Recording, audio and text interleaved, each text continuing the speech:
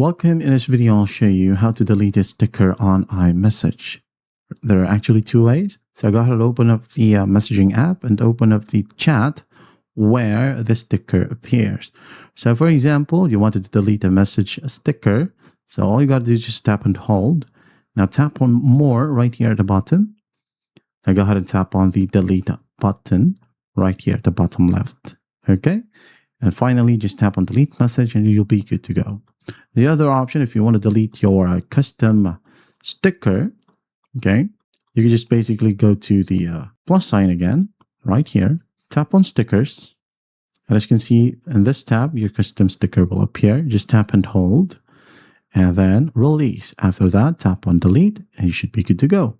If you want to delete stickers right here from iPhone itself, when you go ahead and tap and hold, as you can see, nothing happens. So you can basically do that on the custom stickers alone.